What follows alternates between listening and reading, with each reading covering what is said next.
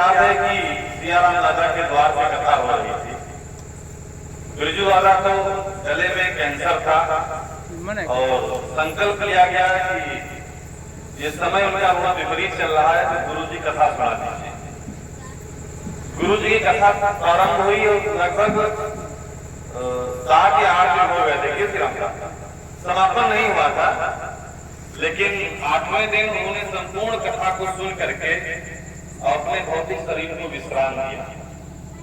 हमारे यहाँ के सबके सामान्य लोगों के परिवारों में जब कोई शरीर छोड़ देता है, खासकर वो व्यक्ति जो हमारा पिता हो, हमारी माता हो, हमारा अभिभावक हो, तो लंबे समय तक शोक चलता है। हम लोग गम में रह रहे हैं, लेकिन जो नए हैं वो तो मैं नहीं जानता हूं, लेकिन जितने पुराने लोग बैठे हैं यहाँ पर लगभग सब उस घटना से परिचित हैं। उसी समय हमारे घर की स्लेब भी पढ़नी थी, तो कथा थोड़ी पढ़ी, शोक रहा 2 या 3 दिन तक कथा विश्राम रही। लेकिन हम सियाराम दादा, विनोद भैया, कमलेश जी और पूरे परिवार के धैर्य को देखते हैं कि जैसा इनका नाम है, निश्चित तौर पर भगवान ने बहुत बड़ी उन्हें कथा की। विनोद भैया हो चाहे कमलेश भैया हो, सबने पिता के शोक को हृदय में रखा। ऐसा नहीं कि उसको भुला दिए, लेकिन उनकी संपूर्ण मोक्ष के लिए हमारे पिताजी कथा सुनते सुनते गए हैं। तो अब ये नहीं होगा कि वो चले गए तो हम कथा विश्राम करवा दें। पुनः कुछ समय बाद मंच बना रहा, व्यासगति बनी रही और कथा प्रारंभ हुई। मुझे अच्छे से याद है कि वहां लगभग 1 महीना 10 दिन कथा चली। ऐसा है, 1 महीना से अधिक का समय था। और उस कथा के बाद बिरजू दादा खत्म हुए अभी से 15 दिन नहीं बीते थे, तिवारी दादा को लोगों ने चढ़ा दिया और जोश आ गया तो वो पूरा रामलीला का, रासलीला का सामान ले आए वृंदावन जाकर। और इतनी दिव्य रामलीला रासलीला का मंचन हुआ वहां पर। राजा बाबू भैया और गांव के तमाम लोग उसमें पाठ अदा किए। हम लोग भी उसमें कोई ना कोई झांकी में बनते रहे। वो रंगपुरवा के वो आते थे, नृत्य दिखाया पूरा। सबको याद होगा वो घटना, बहुत ही ज्यादा तो याद है। राम कुमार वाला बैठे अभी देखा हमने, तो पूरी बचपन की सारी चीजें निकल आई। तो वो आनंद चिंता प्रभा ने जिया।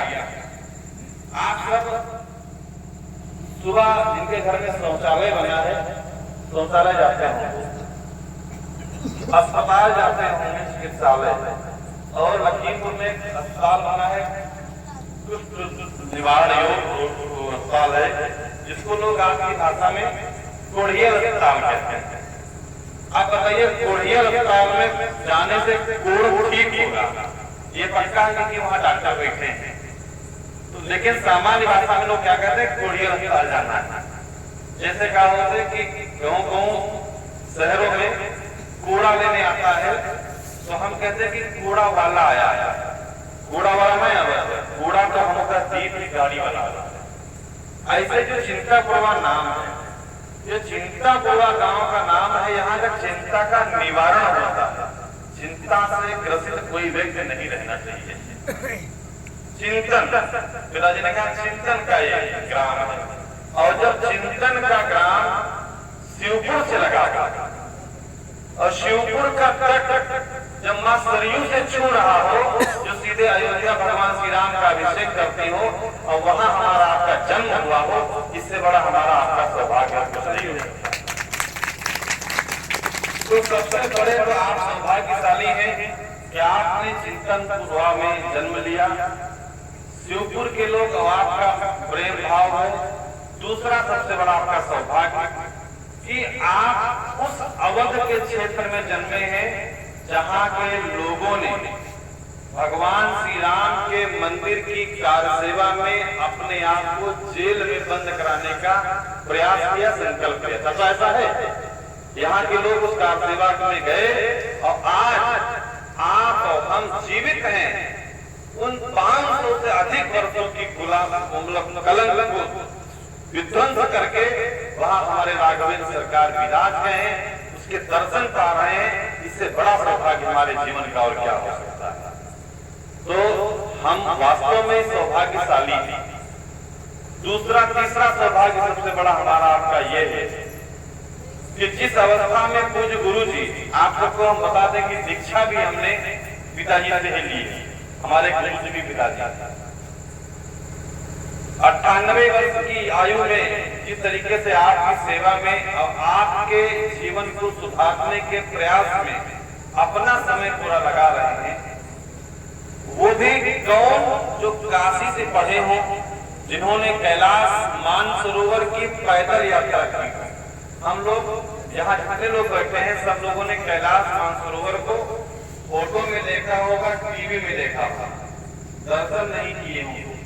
उसके परिक्रमा करने वाले पूज्य गुरु जी व्यास मंच पर विराजमान है, जो अपनी वाणी से कुछ कहते हैं, आप उसको सुनते हैं और आप अपने पुरखों को धन्य मानिए कि उनकी तपस्या आपको, उनका आशीर्वाद आपको लगा है कि ऐसे दिव्य दर्शन आपको प्राप्त हुआ।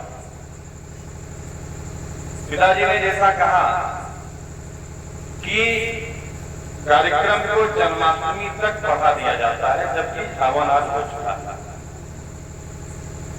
जिसके यहाँ स्वयं घनश्याम हो, घनश्याम सिंह, जहाँ स्वयं तीर्थ बैठा हो, जहाँ माँ भगवती के नाम से जिनका नाम भगवती सिंह है, उनके द्वार पर भगवान का जन्मोत्सव आने का उत्सव आए, समय आए और तब व्यासमंच वहां से हट जाए, तो ये कदाच संभव नहीं हो सकता।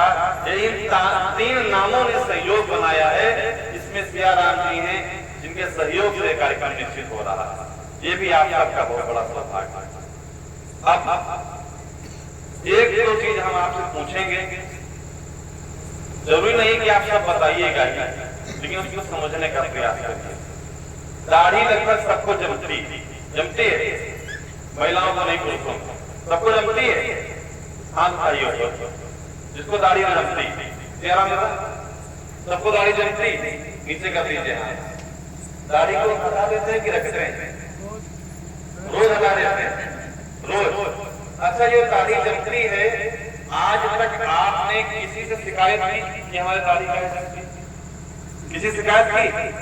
बताइए। भगवान से शिकायत की? अपने गुरु जी से शिकायत की? गुरु जी हमारे को दाढ़ी नहीं मिला, कभी किसी शिकायत की? नहीं की। ठीक इसी प्रकार हमारे जीवन में बहुत सारे विकार आते हैं। इसी प्रकार जिस तरीके से दाढ़ी उठती है, इसी प्रकार हमारे जीवन में बहुत सारे विकार, पाप, दोष आते हैं। तो उनको हम क्यों नहीं हटाते?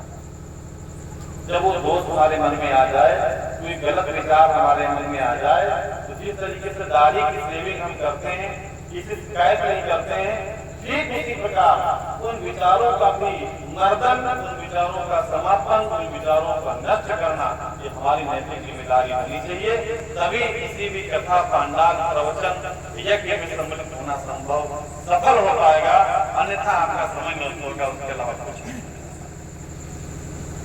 दूसरा, चिंतापुरम में निरंतर माँ भगवती का बहुत दिव्य जागरण होता है। 9 दिन माँ भगवती का सुंदर पाठ होता है। उसके बाद लोक मंगल की नीति से जवाबी कीर्तन होता है, लोग आनंद लेते हैं। पूज्य गुरु जी वार्षिक कार्यक्रम करते हैं।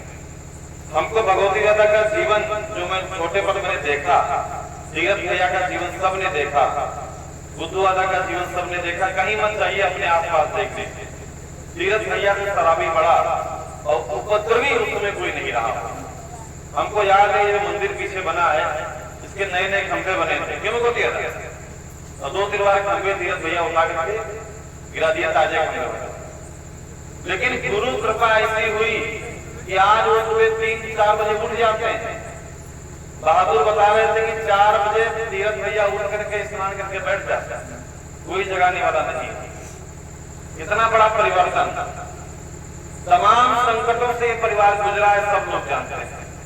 लेकिन गुरु के प्रति श्रद्धा, गुरु के प्रति उनका भाव जिस तरीके से बना, यही एक कारण है कि इतने बड़े संकटों के बाद भी इतने सम्मानित तरीके से हमारे आपके बीच में बैठे हैं। उनके लिए भी आप लोग जोरदार ताली बजाएंगे। ये उनकी गुरु चरणों के प्रति आस्था का। अब हम एक छोटा सा प्रसंग आप सबसे चर्चा करेंगे।